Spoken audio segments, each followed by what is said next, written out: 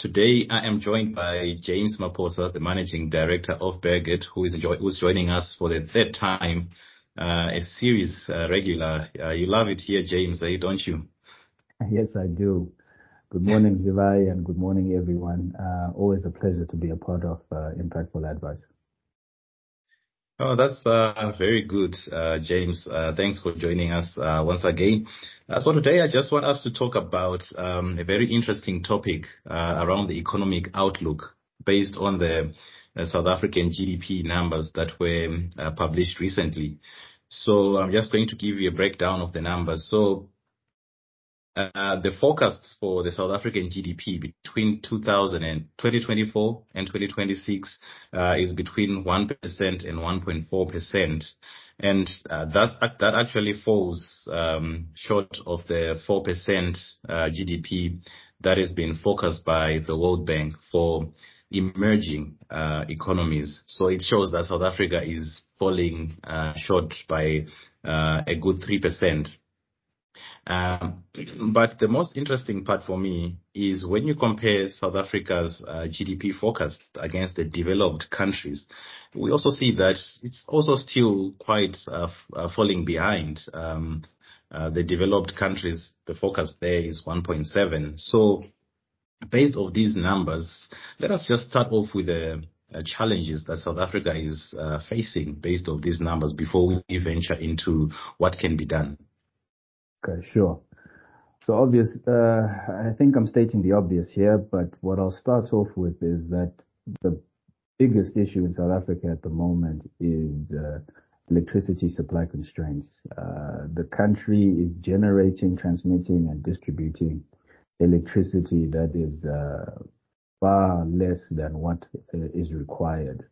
So because of that, it has contributed to some sectors contributing less or not growing at a level that they're supposed to. So manufacturing, mining, and a few other industries recorded a decline in output as well as revenue earnings during the third quarter of 2023. And this is all attributed to the fact that there's not enough electricity that is being generated, transmitted, and distributed within South Africa. So one of the biggest things that needs to be addressed is or overcome is the electricity supply constraint. And I think the second thing that's also an issue in South Africa at the moment is transport and logistics.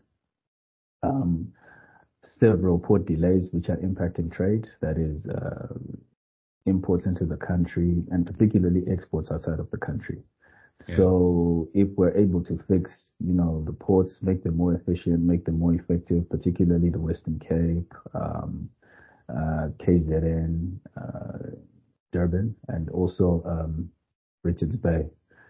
I'd say all of the ports in general, they need of an address in terms of improving their efficiency. And in addition to that, once you move from the ports, you move to the rail. So in the rail sector, again, there are not enough wagons as well as locomotives to distribute some of the commodities that are being traded. So for instance, there were coal supply shortages, all a function of there not being enough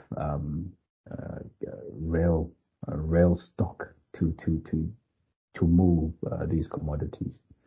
And lastly, with road transport, I think it's just the cost to transport goods. It's impacting the industry. Where you're supposed to be spending less, for instance, if you're moving your commodities via rail, you're moving them via road, and it costs a lot more, and this in the end impacts the consumer. And then I think other challenges at a household level that are being experienced across the country are issues of increasing unemployment, increasing interest rates, increasing inflation, and lastly, reduced disposable incomes. So this is obviously affects the retail sector. Yeah. Oh, thanks. Yeah. Yeah. So those are some of the challenges that we're experiencing at the moment. Yeah, no, thanks for pointing that out. And what's interesting for me is how some of these problems are actually linked to each other. So if you think about the electricity supply or the logistics supply constraints, that can actually be linked to the increased unemployment, to the reduced household income, and the rise in inflation. And I think if you look at things like the fuel prices, I don't know if you just want to touch on that, how it has also impacted this slowed growth, if it has. Of course it has. I mean, for instance, transportation of goods are reliant on a stable fuel price. And this impacts final pricing of goods. So what you find now is that if the fuel price continues to rise, it in a way contributes to a rise in inflation, because final pricing of products has to incorporate, the transportation costs. And they continue to fluctuate, because month on month what we found is that the fuel price, that is both petrol and diesel, has continued to rise, sometimes increasing by as much as R1.50 per month as you move from month to the next month. And this in the end, it causes, prices of basic as well as luxury goods to go up. And hence as a result, they become unaffordable to, the average consumer. And so maybe if there was a way to probably stabilize the price, buy as much fuel as possible when the price is lower or stable, maybe it could create to some gains for the economy in terms of stabilizing prices and also combating inflation. Because the target is to move. Currently it sits at about 5.1%, the inflation rate, but the target is to move it to between 3 and 4% by the end of the year. And this can be done by, ensuring that some commodities like fuel have a more stable price. And I guess policies need to be put in place to ensure that happens. Yeah. And then is there anything coming out of the mining sector in terms of commodity prices and demand? So with commodities, I think globally the prices have gone down across a lot of the commodities. And because of that, spot prices are not as favorable as they should be. And with them not being as favorable, mines are not as profitable as they need to be. And this, in essence, results in, like job losses, mining companies being more conservative in terms of their spend, as well as projects that they're implementing and rolling out. And then I think the other thing is, I think it's a wait and see, Gary, to say, let's wait for the price to appreciate. And once the price is appreciated, we're now in a position to possibly, increase our output and maybe hire a lot more people. But at the moment, I think it's not as lucrative a market as it is for, let's say, your energy commodities and your precious minerals. But maybe for your industrial metals, particularly metals that are going into sectors such as automotive production as well as battery development, maybe the prices are good, and that's where probably a lot of the activity is taking place at the moment. Yeah, no, that's interesting. So thanks for pointing out the challenges. Now I just want us to move to what needs to be done to overcome these challenges in the short term. Okay, so over the short term, I think for South Africa, the biggest need or the biggest thing to address is increasing electricity supply. So policy has been, adjusted or shifted to increase self-generation capacity. So that's a positive thing. And based on the announcement that were made, I think sometime last year, where the capacity to self-generate is now unlimited, that's actually a good thing.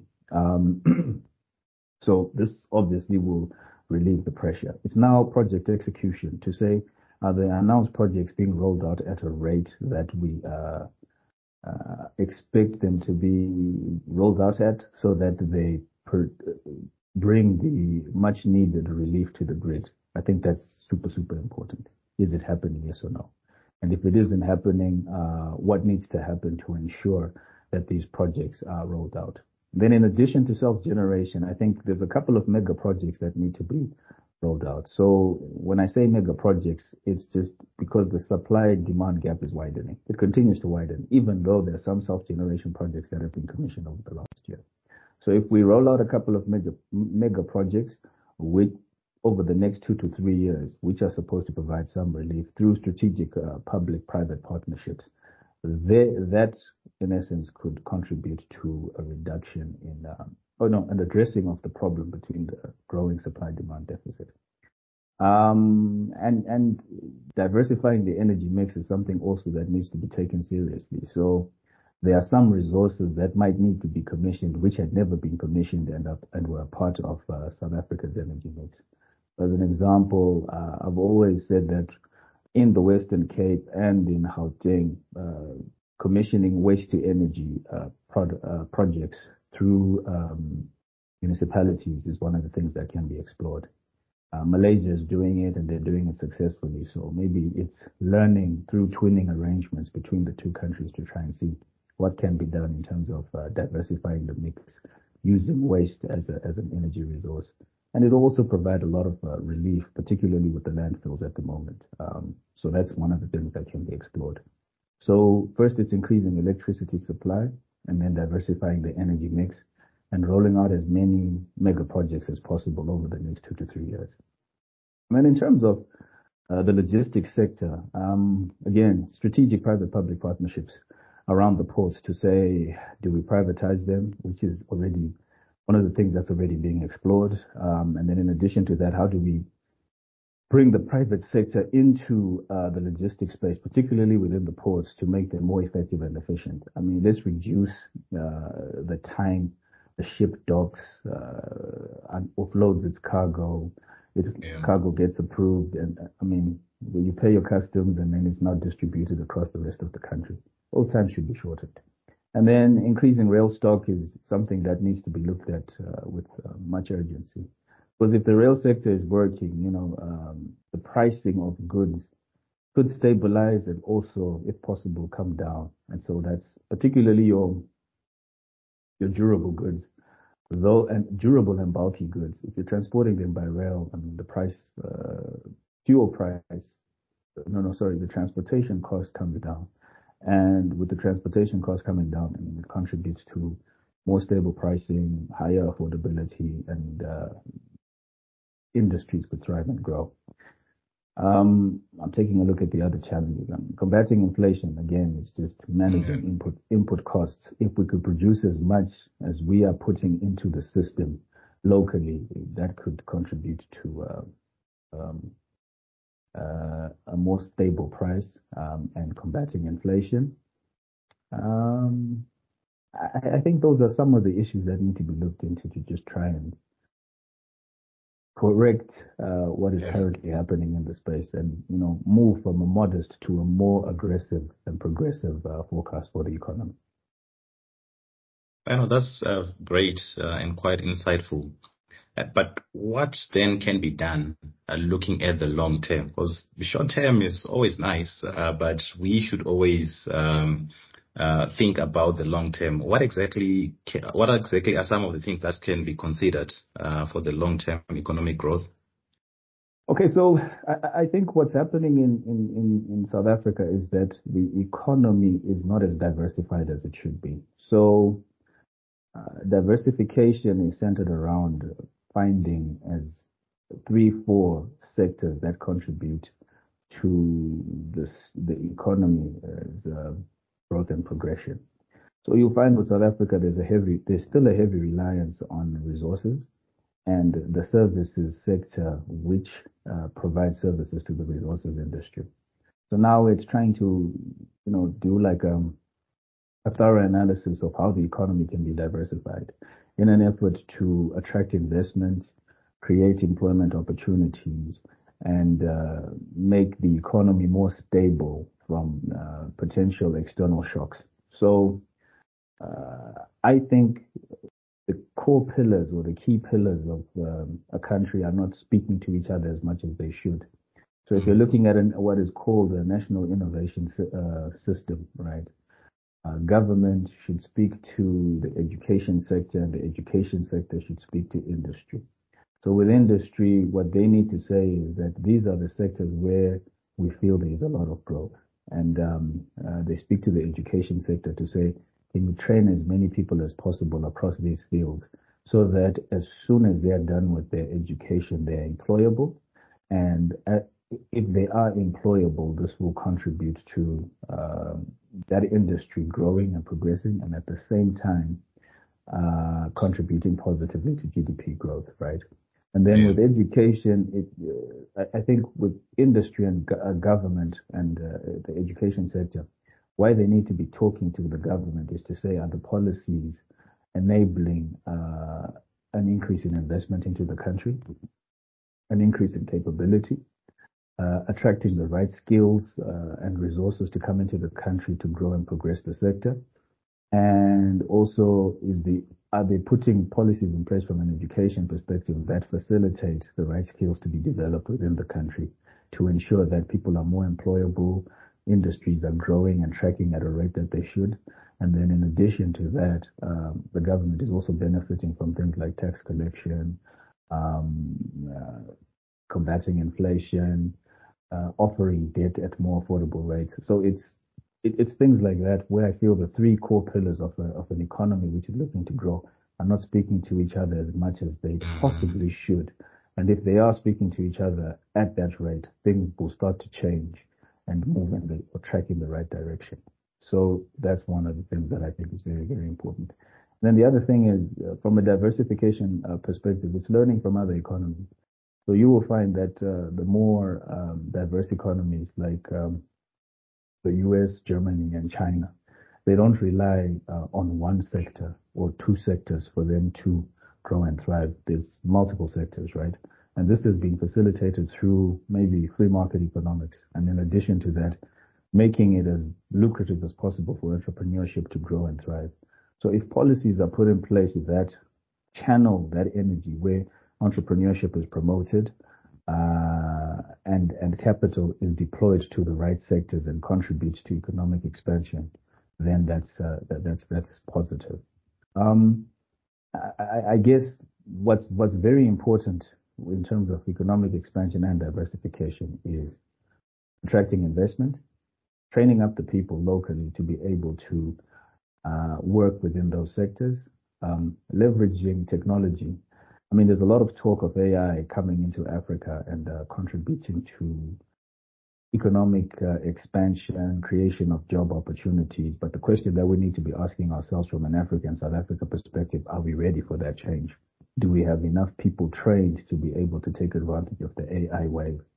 And if yes, how do we go about, or if yes, how do we ensure that we fully capitalize on such a wave or a drive? And if not, what do we need to do over the next 3 to 5 years or even 10 years to ensure that we are the direct beneficiaries of AI being incorporated or integrated into economic sectors over the next couple of years? Yeah. And I think those are the things.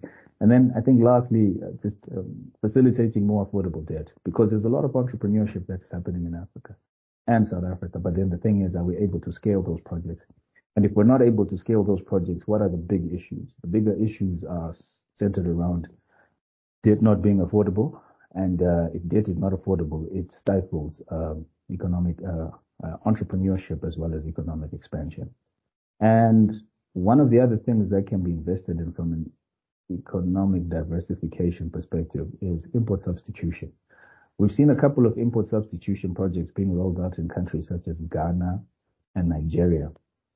And those are things that can be looked into again within South Africa to say, what commodities that are imported into South Africa can we start producing locally? And if we can produce them locally, can we scale that so that we not only just supply South Africa, we can also supply other regional markets? And through that, we create a sustainable program around those imports that are consumed a lot in South Africa and across the SADC region. So those are some of the initiatives that can be looked into. Oh, thank you very much, James. I was taking notes here. My hands are even painful because serious nuggets that you were sharing with us there. And we really do appreciate your time always. Thank you, Zimai. And I appreciate being a part of this podcast. And I hope that we'll be able to have more enlightening conversations, not just me, but other people bringing their thoughts and ideas to the fore, which can be implemented for the greater good of South Africa and the continent. Yeah, we're definitely working on something on the production side. But thank you all for joining us.